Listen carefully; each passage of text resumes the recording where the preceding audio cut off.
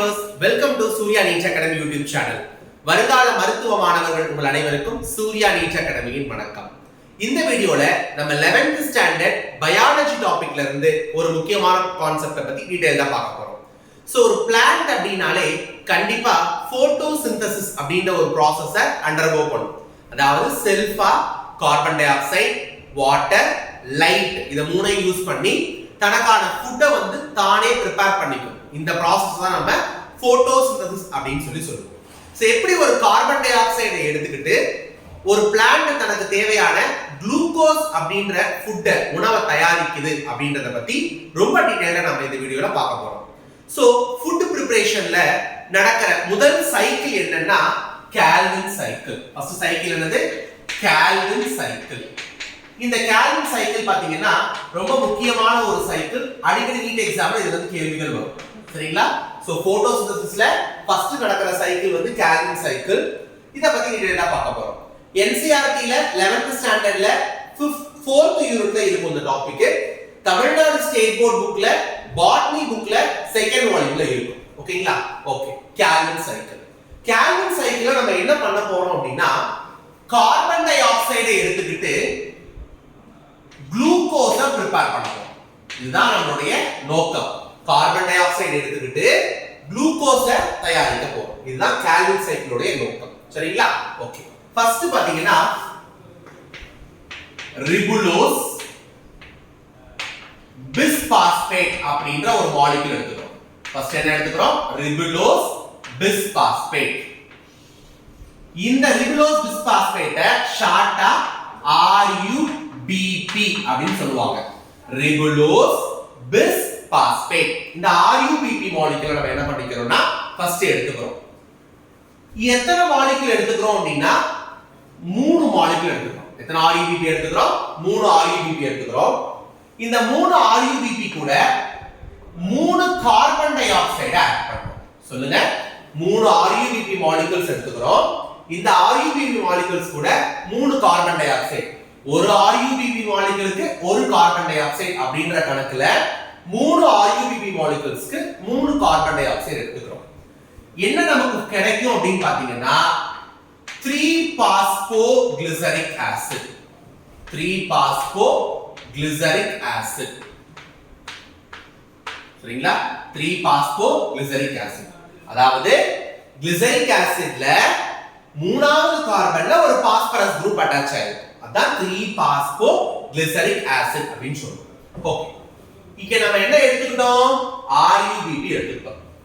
Ribulose அப்படினாலே அது வந்து ஒரு 5 கார்பன் இருக்கிற ஒரு காம்பவுண்ட். நீங்க படிச்சிருப்பீங்க ரிபுலோஸ், ஜைலோஸ், ஜைலோஸ் அப்படின்னு. சோ ரிபுலோஸ் அப்படினா அதுல மொத்தம் 5 கார்பன் இருக்கும்னு அர்த்தம். நாம எத்தனை ரிபுலோஸ் எடுத்துக்கிட்டோம்?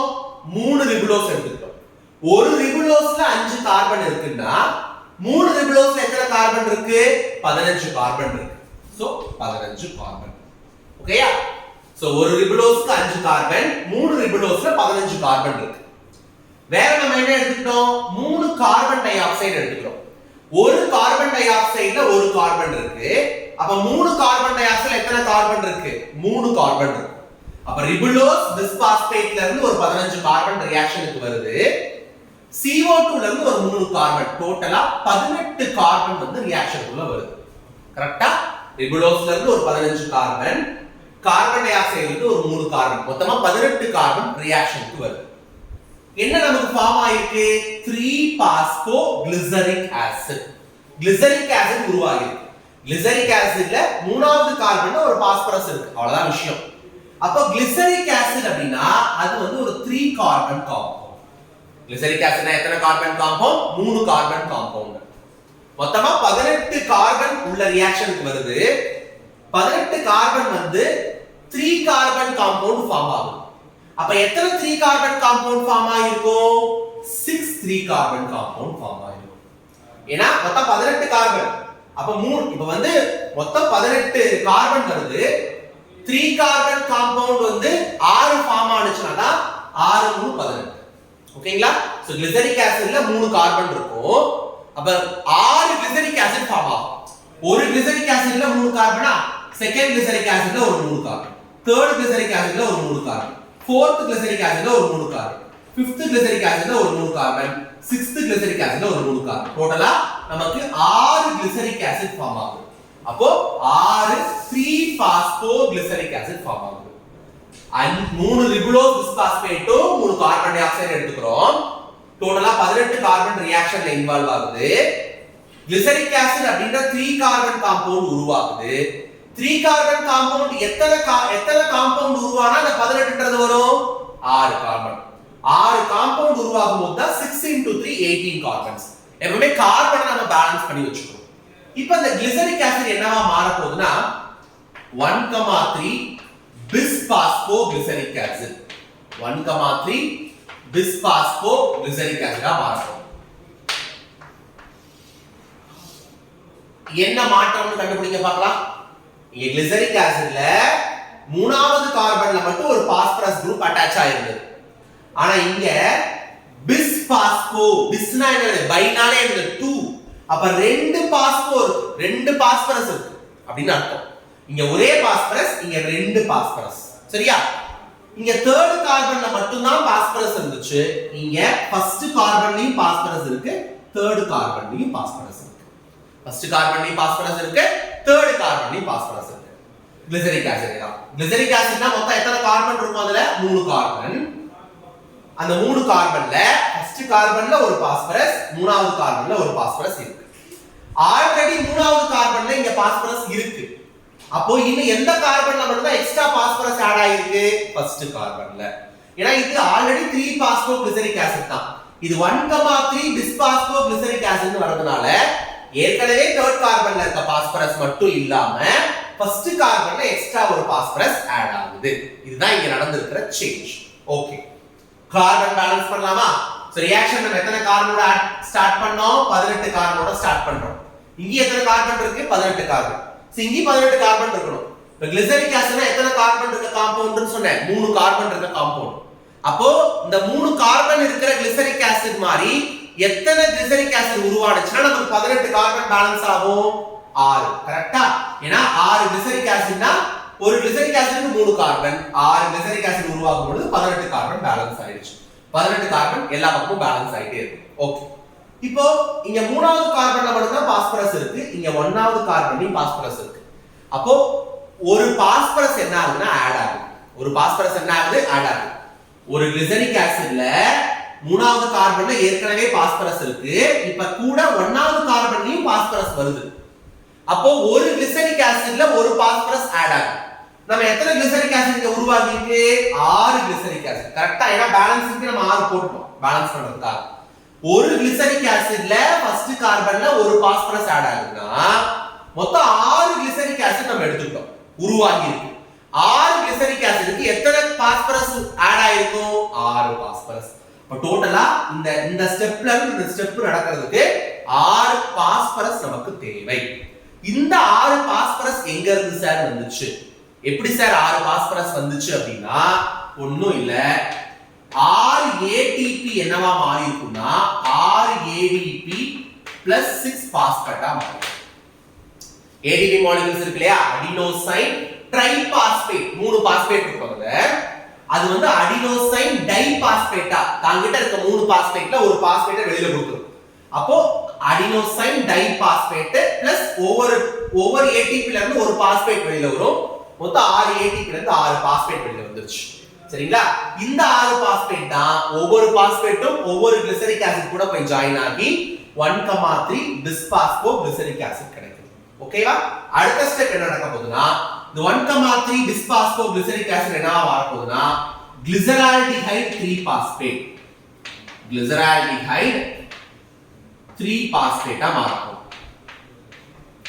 glyceraldehyde 3 phosphate okay 1,3 bis-phosphoglyceric acid glyceraldehyde 3 phosphate ஆ மாறிடுச்சு இப்போ எத்தனை மாலிக்யூல்ஸ் உருவாகிருக்குன்னு ஃபர்ஸ்ட் செக் பண்ணலாமா சோ glyceraldehyde அப்படின்றதும் 3 கார்பன் காம்பவுண்ட் தான் மொத்தம் நமக்கு 18 கார்பன் பேலன்ஸ் ஆயிட்டே வரணும்னு சொல்லியிருக்கேன் அப்போ 3 கார்பன் காம்பவுண்ட் நமக்கு ஃபார்ம் ஆகுதுன்னா எத்தனை 3 கார்பன் காம்பவுண்ட் ஃபார்ம் ஆகணும் 6 3 கார்பன் காம்பவுண்ட் ஃபார்ம் ஆகும் ஏனா 6 3 கார்பன் காம்பவுண்ட் ஃபார்ம் ஆகும் பொழுது தான் நமக்கு 18 6 க்கு 18ன்றது பேலன்ஸ் ஆகும் ஓகே நெக்ஸ்ட் கிளிசரிக் ஆசிட்.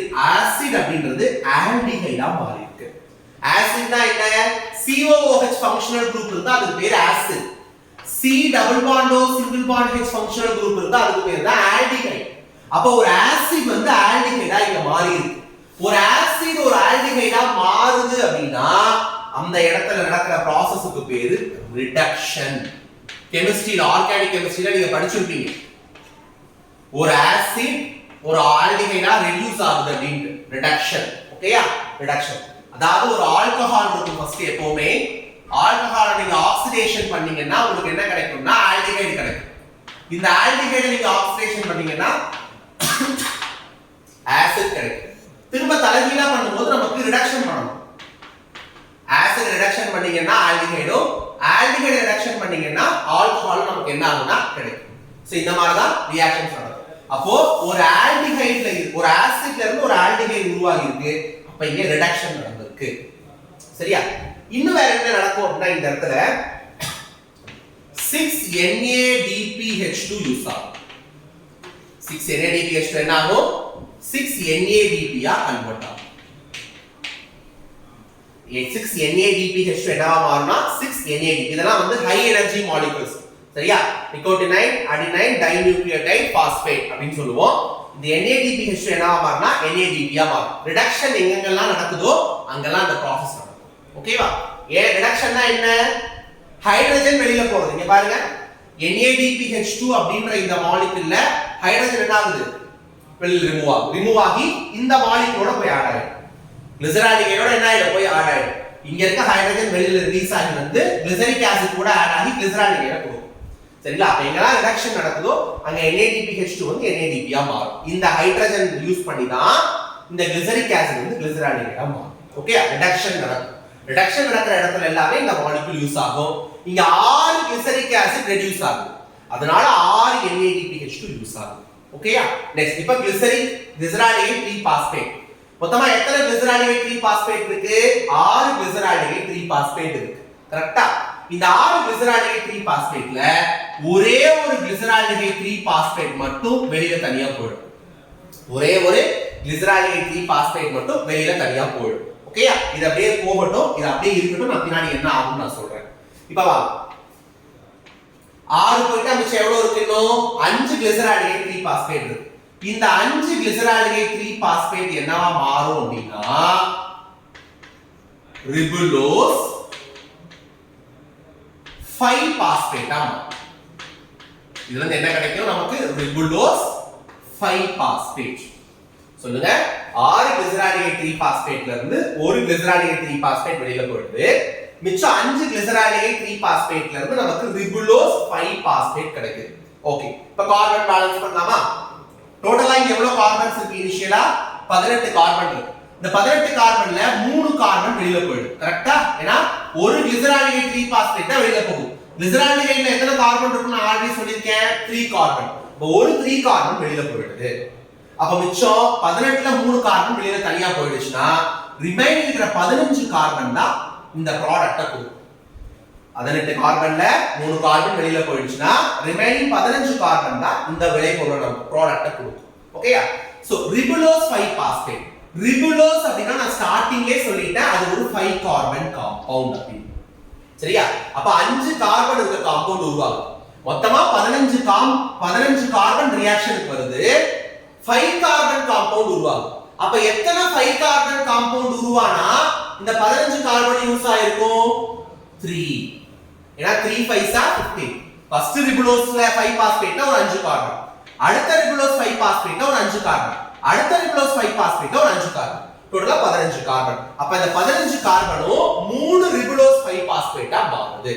நல்லா புரிஞ்சுக்கோங்க, 18 மாலிக்யூல்ஸ் இருக்கிற கார்பன் இருக்கிற கிளிசரால்டிகைட் 3 பாஸ்பேட் இங்க இருக்கு. இதுல 3 கார்பன் இருக்கிற ஒரு கிளிசரால்டிகைட் 3 பாஸ்பேட் வெளியில போயிடுது. மிச்சம் 15 கார்பன் தான் இருக்கு. இந்த 15 கார்பன்ல 5 ரிபுலோஸ் 5 பாஸ்பேட் கார்பன், 5 கார்பன் இருக்கிற ரிபுலோஸ் 5 பாஸ்பேட் உருவாகும். அப்ப எத்தனை ரிபுலோஸ் 5 பாஸ்பேட் உருவானா அந்த கார்பன் பேலன்ஸ் ஆகும்? 3 மாலிக்யூல் உருவானா பேலன்ஸ் ஆகும். ஓகே, இப்போ இந்த ரிபுலோஸ் 5 பாஸ்பேட்ல இருந்து ரிபுலோஸ் பிஸ்பாஸ்பேட், அதாவது நம்ம எந்த காம்பவுண்டோட ரியாக்ஷனை ஸ்டார்ட் பண்ணமோ அதுவே கிடைச்சிரும். சைக்கிள் அப்படினாலே எப்பவுமே ஆரம்பிச்ச இடத்துக்கே வந்துரும். சைக்கிள் பாத்துருக்கீங்களா? எப்பவுமே ஆரம்பிச்ச இடத்துக்கே வந்துரும். அப்ப சைக்கிள் அப்படினா ஸ்டார்ட் பண்ண இடத்துக்கே நம்ம போயிடணும். அப்ப ரிபுலோஸ் 5 பாஸ்பேட்ல இருந்து ரிபுலோஸ் பிஸ் பாஸ்பேட் கிடைக்கும். எத்தனை ரிபுலோஸ் 5 பாஸ்பேட் இருக்கு? 3 இருக்கு. நம்ம எத்தனை ரிபுலோஸ் பிஸ் பாஸ்பேட் எடுத்துட்டோம்? 3. அப்படியே உருவாயிடும். ஓகேயா? என்ன சேஞ்ச் நடந்துருக்கீங்க? ரிபுலோஸ் 5 பாஸ்பேட் அப்படினா என்ன அர்த்தம்? ரிபுலோஸ் அப்படின்றது 5 கார்பன் இருக்கிற ஒரு காம்பவுண்ட். அதுல 5வது கார்பன் இந்த மாதிரி நம்பர் வருதுனாலே அந்த கார்பன்ல பாஸ்பரஸ் அட்டாச் ஆயிருக்கு அர்த்தம். இங்க பாருங்க 3 பாஸ்போகிளிசரிக் ஆசிட்னா கிளிசரிக் ஆசிடோட 3வது கார்பன்ல ஒரு பாஸ்பரஸ் குரூப் அட்டாச் ஆயிருக்கு. 1,3 பிஸ்பாஸ்போகிளிசரிக் ஆசிட்னா கிளிசரிக் ஆசிடோட ஃபர்ஸ்ட் கார்பன்லயும் தேர்ட் கார்பன்லயும் ஒரு பாஸ்பரஸ் 2 பாஸ்பரஸ் அட்டாச் ஆயிருக்கு. அப்ப ரிபுலோஸ் 5 பாஸ்பேட்னா 5 கார்பன் இருக்க ரிபுலோஸ்ல 5வது கார்பன்ல ஒரு பாஸ்பரஸ் வந்திருக்கு. ஓகேயா? இது என்னவா மாறுது? ரிபுலோஸ் பிஸ்பாஸ்பேட்டா மாறுது. இங்க ஒரே ஒரு பாஸ்பரஸ் தான் இருந்தது. பட் இங்க பிஸ்பாஸ்பேட், பிஸ்னாலே நான் ஸ்டார்டிங்லயே சொல்லிட்டேன் 2 பாஸ்பரஸ். அப்ப 2 பாஸ்பரஸ் இங்க இருக்கு. இந்த 2 பாஸ்பரஸ்ல 2 பாஸ்பரஸ். பட் இங்க எத்தனை பாஸ்பரஸ் இருக்கு? ஒரே ஒரு பாஸ்பரஸ் தான் இருக்கு. சரியா? இங்கேயும் பாத்தீங்கன்னா ஃபர்ஸ்ட் கார்பன்லயும் 5th கார்பன்லயும் தான் இருக்கும். ரிபுலோஸ் 1,5 பிஸ்பாஸ்பேட் அப்படினுவாங்க. ஃபர்ஸ்ட் கார்பன்லயும் 5th கார்பன்லயும் இருக்கும். அப்ப இங்க ஒரு பாஸ்பரஸ், இங்க 2 பாஸ்பரஸ். ஆல்ரெடி ஒரு பாஸ்பரஸ் இங்க இருக்கு. அப்ப கூட இன்னும் ஒரே ஒரு பாஸ்பரஸ் மட்டும் தான் எல்லா மாலிக்யூலோட ஆட் ஆகும். அப்போ இன்னும் 3 பாஸ்பரஸ் நமக்கு வேணும். ஏனா 3 ரிபுலோஸ் 5 பாஸ்பேட் 3 ரிபுலோஸ் 1,5 பிஸ்பாஸ்பேட்டா மாறும். அப்ப ஒவ்வொரு ரிபுலோஸ்லயும் ஃபர்ஸ்ட் கார்பன்ல ஒரு பாஸ்பரஸ் ஆட் ஆகும். அப்ப 3 ரிபுலோஸ்ல 3 பாஸ்பரஸ் ஆட் ஆயிருக்கு. 3 பாஸ்பரஸ் வேணுமா? பாஸ்பரஸ் வேணும்னால என்ன சொல்லி கொடுத்தேன்? ATP என்னவா மாறும்? ADP plus பாஸ்பேட்டா மாறும். அப்போ இங்க 3 பாஸ்பரஸ் தேவைன்றதுனால 3 ATP என்னவா மாறும்னா 3 ADP plus இன்ஆர்கானிக் 3 பாஸ்பேட்டா மாறுது. இந்த 3 பாஸ்பேட்டும் ரிபுலோஸ் 5 பாஸ்பேட்டை ரிபுலோஸ் 1,5 பிஸ்பாஸ்பேட்டா கன்வெர்ட் பண்ணும். இதுதான் ஒரு சைக்கிள். ஓகேங்களா? திரும்ப சொல்றேன். 5 கார்பன் இருக்கிற கார்பன் நம்பர் வேற, எத்தனை மாலிக்யூல் ஃபார்ம் ஆகுதுன்றது வேற. 5 கார்பன் இருக்கிற ரிபுலோஸ் பிஸ்பாஸ்பேட்டை எடுத்துக்கிறோம். ஷார்ட்டா இத நம்ம RUBP ன்னு சொல்லுவோம். இது 3 மாலிக்யூல்ஸ் எடுத்துக்கிறோம். அதே மாதிரி 3 கார்பன் டை ஆக்சைடு. ஒவ்வொரு ரிபுலோஸ் பிஸ்பாஸ்பேட்டுக்கு ஒவ்வொரு கார்பன் டை ஆக்சைடு எடுத்துக்கிறோம். சோ டோட்டலா அப்ப எத்தனை கார்பன் எடுத்துக்கிறோம்? இதுல வந்து ஒரு ரிபுலோஸ்ல 5 கார்பன், அப்ப 3 ரிபுலோஸ்ல 18 கார்பன். பிளஸ் இங்க ஒரு கார்பன் டை ஆக்சைடுல ஒரு கார்பன், 3 கார்பன் டை ஆக்சைடுக்கு 3 கார்பன். டோட்டலா 18 கார்பன் எடுத்துக்கிறோம். சரிங்களா? இப்போ இதுல நமக்கு என்ன கிடைக்குது? 3 பாஸ்போகிளிசரிக் ஆசிட். பாக்ஸ்க்குள்ள போட்டுக்கிறது தான் ப்ராடக்ட். முன்னாடி போட்டுக்கிறது எத்தனை மாலிக்யூல்ஸ் அந்த ப்ராடக்ட் உருவாகுது அப்படின்றது. 3 பாஸ்போகிளிசரிக் ஆசிட் உருவாகுது. அப்போ கிளிசரிக் ஆசிட் அப்படிங்கற 3 கார்பன் இருக்கிற ஒரு காம்பவுண்ட்ல தேர்ட் காம்பவுண்ட்ல ஒரு பாஸ்பரஸ் அட்டாச் ஆயிருக்கு அப்படின்னு அர்த்தம். சோ இங்க 3 கார்பன் காம்பவுண்ட் தான ஃபார்ம் ஆகுது. அப்ப எத்தனை 3 கார்பன் காம்பவுண்ட் ஃபார்ம் ஆனா 18 கார்பன்ஸ் பேலன்ஸ் ஆகும்? 6. ஏனா 6 3s are 18. ஒவ்வொரு கிளிசரிக் ஆசிட்லயும் 3 கார்பன் இருக்கு. அப்ப 6 கிளிசரிக் ஆசிட்ல டோட்டலா 18 கார்பன்ஸ் இருக்கு. ஓகேயா? சோ இந்த 3 பாஸ்போகிளிசரிக் ஆசிட் 1,3 பிஸ்பாஸ்போகிளிசரிக் ஆசிடா மாறும். அதாவது கிளிசரிக் ஆசிட்ல ஒரு பாஸ்பரஸ் மட்டும் தான் 3வது கார்பன்ல இருந்துச்சு. இங்க கிளிசரிக் ஆசிட்ல 1வது கார்பன் 3வது கார்பன்ல 2 பாஸ்பரஸ் வருது. அப்ப ஒரு கிளிசரிக் ஆசிட்ல ஒரு பாஸ்பரஸ் ஆட் ஆகுது. டோட்டலா நம்ம 6 கிளிசரிக் ஆசிட் ஃபார்ம் பண்ணிருக்கோம். அப்ப 6 பாஸ்பரஸ் குரூப் நமக்கு தேவை. அப்ப 6 ATP 6 ADP plus 6 பாஸ்பேட்டா மாறிடும். இந்த 6 பாஸ்பேட் தான் 3 பாஸ்போகிளிசரிக் ஆசிட 1,3 பிஸ்பாஸ்போகிளிசரிக் ஆசிடா மாறும். ஓகே, அடுத்து இந்த பிஸ்பாஸ்போகிளிசரிக் ஆசிட்ன்றது கிளிசரால்டிஹைடு 3 பாஸ்பேட்டா மாறும். அதாவது ஆசிட் குரூப்ல இருந்து ஆல்டிஹைடு குரூப்பா ரெடியூஸ் ஆகுது, ரிடக்ஷன் ஆகுது. ரிடக்ஷன் நடக்கணும் அப்படினாலே கண்டிப்பா அங்க யார் வேணும்? ஹைட்ரஜன் வேணும். ஹைட்ரஜன் இருந்தாதான் ரிடக்ஷன் நடக்கும். அந்த ஹைட்ரஜன் வேணும்ன்றதுக்காக 6 NADPH2 மாலிக்யூல்ஸ் NADPH ஆவும் ஹைட்ரஜனை ரிலீஸ் பண்ணணும். ஓகேயா? இந்த ஹைட்ரஜனை யூஸ் பண்ணி தான் இந்த ரிடக்ஷன் ப்ராசஸ் நடக்கும். 6 மாலிக்யூல்ஸ் ரெடியூஸ் பண்ணனும்ன்றதுனால 6 NADPH2 நமக்கு யூஸ் ஆகும். ஓகேயா? இத நமக்கு கிடைச்சிருக்கிற 6 கிளிசரால்டிஹைடு 3 பாஸ்பேட்ல ஒரு கிளிசரால்டிஹைடு 3 பாஸ்பேட் என்ன ஆகும்னா வெளியில போய்டும். ரிமைனிங் 5 கிளிசரால்டிஹைடு 3 பாஸ்பேட் தான் நமக்கு இங்க இருக்கும். இந்த 5 கிளிசரால்டிஹைடு 3 பாஸ்பேட் என்னவா மாறும்னா ரிபுலோஸ் 5 பாஸ்பேட்டா மாறும். சோ 5 கிளிசரால்டிஹைடு இருக்கும்போது 15 கார்பன். நல்லா புரிஞ்சுக்கோங்க. இதுவரைக்கும் டோட்டலா 18 கார்பன் இருந்து வந்துச்சு. இந்த 18 கார்பன்ல 3 கார்பன் வெளியில போயிடுச்சு. ரிமைனிங் 15 கார்பன் தான் அடுத்த ஸ்டெப் ரியாக்ஷனுக்கு போகும். இந்த 15 கார்பன்ல ரிபுலோஸ் 5 பாஸ்பேட் அதாவது 5 கார்பன் இருக்கிற 3 காம்பவுண்ட் ஃபார்ம் ஆகும். ஒரு காம்பவுண்ட் ஒரு ரிபுலோஸ்ல 5 கார்பன். அப்ப 3 ரிபுலோஸ் ஃபார்ம் ஆனதுனால நமக்கு இங்க ரியாக்ஷன்ல வர அத்தனை கார்பன் யூஸ் ஆகுதுன்னு அர்த்தம். அப்ப 15 கார்பன் இருக்கிறதுனால 5 carbon compound ribulose 5 phosphate form ஆகும். இந்த ரிபுலோஸ் 5 பாஸ்பேட் என்னவா மாறும்னா ரிபுலோஸ் பிஸ் பாஸ்பேட் அதாவது இன்னும் ஒரு பாஸ்பேட் வந்து ஆட் ஆகும். இங்க ஒரு பாஸ்பேட் இருக்கு, இங்க 2 பாஸ்பேட் இருக்கு. சரியா? 3 பாஸ்பேட் நமக்கு தேவை. ஏன்னா ஒரு ரிபுலோஸ் ஒரு ரிபுலோஸ் பை பாஸ்பேட்டா மாறும். அப்போ ஒரு ரிபுலோஸ் மாறும்போது ஒரு பாஸ்பேட், 3 ரிபுலோஸ் மாறும்போது 3 பாஸ்பேட். அப்ப 3 ATP என்னவா மாறும்னா 3 ADP plus 3 பாஸ்பேட்டா மாறும். இதுதான் நமக்கு ஃபைனலா கிடைக்கிற காம்பவுண்ட். இந்த ஸ்டெப்புக்கு என்ன பேரு? இந்த கார்பன் டை ஆக்சைடு வந்து ஃபர்ஸ்ட் அட்டாச் ஆகுது இல்லையா? இந்த கார்பன் டை ஆக்சைடு அட்டாச் ஆகுது. இந்த ஸ்டெப்புக்கு என்ன பேருனா கார்பாக்சிலேஷன். என்ன பேருங்க? கார்பன் வந்து அட்டாச் ஆகுறதுனால என்ன பேர் இருக்கு? கார்பாக்சிலேஷன். Second step reduction. அதாவது ஆசிட் குரூப் வந்து ஆல்டிஹைட் குரூப்பா மாறும். இந்த ஸ்டெப்புக்கு பேர் ரிடக்ஷன். மூணாவது நம்ம ரிபுலோஸ் பிஸ்பாஸ்பேட் தான் வச்சு ரியாக்ஷனை ஸ்டார்ட் பண்ணோம். அந்த எத்தனை ரிபுலோஸ் பிஸ்பாஸ்பேட் வச்சு ரியாக்ஷன் ஸ்டார்ட் பண்ணோம்? 3. ரியாக்ஷன் முடியும் போது நமக்கு திரும்ப எத்தனை ரிபுலோஸ் பிஸ்பாஸ்பேட் ஃபார்ம் ஆயிடுது? 3. அப்ப நம்ம எத்தனை RUBP மாலிக்யூல்ஸ் வச்சு ரியாக்ஷன் ஸ்டார்ட் பண்ணமோ அத்தனை RUBP மாலிக்யூல்ஸ் நமக்கு ஃபைனலா கிடைச்சிருது. அதனால இந்த ஸ்டெப்புக்கு பேரு ரீஜெனரேஷன். திரும்ப உருவாயிடும் ரீஜெனரேஷன். அப்ப ஒரு கேல்வின் சைக்கிள்ல மொத்தம் 3 ஸ்டெப் இருக்கு. Carboxylation, reduction and regeneration. இந்த சைக்கிள் உங்க எல்லாருக்கும் புரிஞ்சிருக்கும்னு நினைக்கிறேன். ஓகே. பொதுவா குளுக்கோஸ் கிடைக்கும். அதான் நமக்கு மோட்டோ. கேல்வின் சைக்கிள்னா என்ன? கார்பன் டை ஆக்சைடு எடுத்துக்கிட்டு குளுக்கோஸ் அப்படிங்கற ஒண்ணு ப்ரிப்பேர் பண்ண போறோம். கார்பன் டை ஆக்சைடு எத்தனை கார்பன் டை ஆக்சைடு எடுத்துக்குவோம்? 6 கார்பன் டை ஆக்சைடு. ஏனா குளுக்கோஸ்ல மொத்தம் 6 கார்பன் இருப்பாங்க. குளுக்கோஸ் ஃபார்முலா என்ன? C6H12O6. அப்ப இந்த குளுக்கோஸ் மாலிக்யூல்ல மொத்தமா 6 கார்பன் இருக்கு. அப்ப நமக்கு 6 கார்பன் டை ஆக்சைடு எடுத்துட்டோம்னா நமக்கு குளுக்கோஸ் உருவாக்க முடியும். ஆனா இப்ப நம்ம வெறும் 3 கார்பன் டை ஆக்சைடு மட்டும் தான் எடுத்துறோம். அப்ப இன்னும் ஒரு தடவை என்ன பண்ணனும்னா 3 கார்பன் டை ஆக்சைடு எடுத்துக்கிட்டு திரும்ப இந்த சைக்கிள் அப்படியே நடக்கும். ஓகேயா? ஃபர்ஸ்ட் ஒரு 3 கார்பன் டை ஆக்சைடு நம்ம எடுத்துக்கிட்டோம். திரும்ப இன்னொரு 3 carbon di oxide second time எடுத்துக்கிட்டு இதே சைக்கிளை திரும்ப நடத்த போறோம். சரியா? அப்படியே இந்த சைக்கிள் அப்படியே நடக்கும். ஃபர்ஸ்ட் ஒரு 3 கார்பன் எடுத்துக்கிட்டப்ப நமக்கு என்ன கிடைச்சது? ஒரு கிளிசரால்டிஹைட் 3 பாஸ்பேட் வெளியில போச்சா? திரும்ப செகண்ட் டைம் இன்னொரு 3 கார்பன் டை ஆக்சைடு எடுக்கும்போது என்ன நடக்கும்? இன்னொரு கிளிசரால்டிஹைட் 3 பாஸ்பேட் வெளியில போகும். கரெக்ட்டா? கரெக்ட்டா? ஃபர்ஸ்ட் 3 கார்பனை எடுத்து நம்ம ரியாக்ஷன் நடக்கும்போது ஒரு கிளிசரால்டிஹைட் 3 பாஸ்பேட் வெளியில போயிடுது. 6ல 5 இந்த பக்கம் போயிடுது, 1 கீழ வெளியில வந்துருது. செகண்ட் டைம் திரும்ப ஒரு 3 கார்பன் டை ஆக்சைடு எடுத்து ரியாக்ஷன் நம்ம நடத்தணும் அப்படினா இன்னொரு கிளிசரால்டிஹைட் 3 பாஸ்பேட் வெளியில வரும். கிளிசரால்டிஹைட் 3 பாஸ்பேட்னா எத்தனை கார்பன் இருக்கும் அதுல? 3 கார்பன். அப்ப ஃபர்ஸ்ட் டைம் வெளியில வந்த கிளிசரால்டிஹைட் 3 பாஸ்பேட்ல ஒரு 3 கார்பன். செகண்டாக சைக்கிள் திரும்ப நடந்தப்போ அப்ப வெளியில வந்த கிளிசரால்டிஹைட் 3 பாஸ்பேட்ல ஒரு 3 கார்பன். டோட்டலா நமக்கு 6 கார்பன் வெளியில வந்திருக்கு.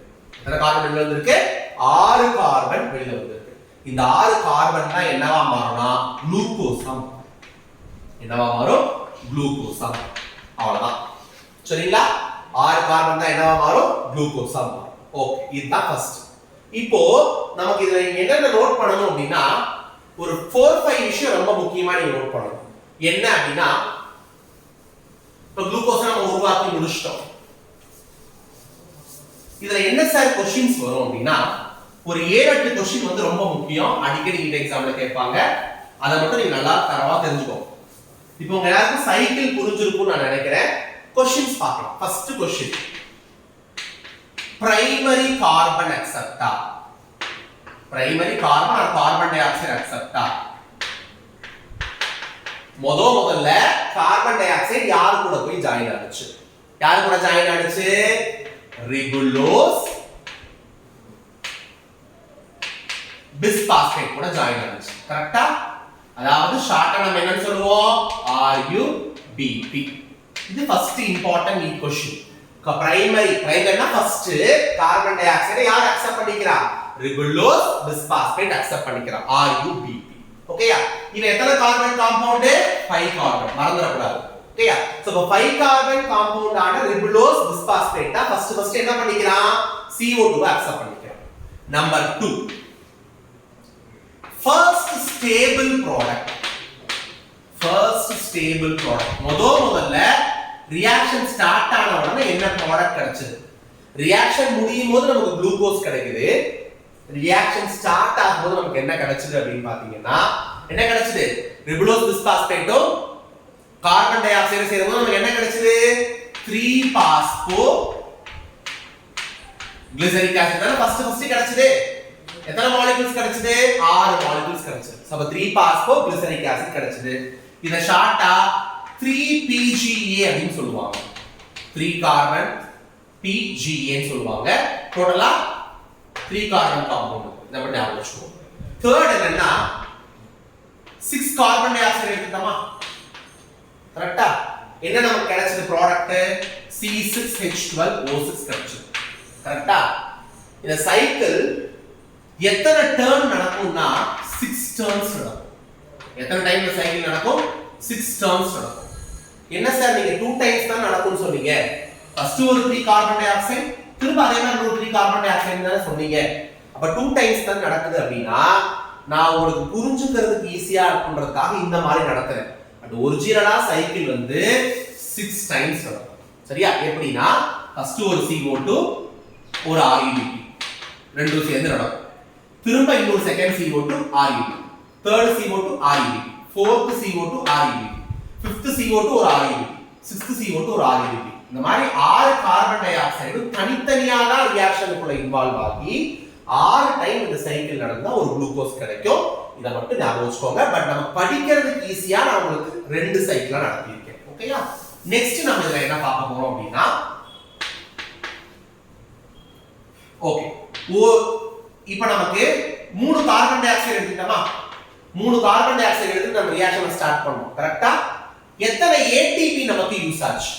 எத்தனை ATP யூஸ் ஆச்சு? இந்த இடத்துல ஒரு 6 ATPயா, திரும்ப ரீஜெனரேஷன்ல ஒரு 3 ATP. சைடுல திருப்பி பாருங்க. டோட்டலா நமக்கு வந்து 9 ATP யூஸ் ஆச்சு. ஆமாவா? எத்தனை NADPH2 யூஸ் ஆச்சு? 6 NADPH2 யூஸ் ஆயிருக்கு. கிளிசரால்டிஹைட் ஃபார்மேஷன் ஆகும்போது 6 NADPH2 யூஸ் ஆகும். அப்ப 3 கார்பன் டை ஆக்சைடை எடுத்துட்டு நம்ம ரியாக்ஷன் நடத்தும்போது 9 ATP யூஸ் ஆகுது, 6 NADPH2 யூஸ் ஆகுதுன்னா டோட்டலா எத்தனை கார்பன் டை ஆக்சைடு எடுத்து நம்ம ரியாக்ஷன் ரன் பண்றோம்? 6 கார்பன் டை ஆக்சைடு எடுத்து ரன் பண்றோம் ஃபைனலா. செகண்டா இன்னொரு 3 கார்பன் டை ஆக்சைடு எடுத்துறோம் இல்லையா?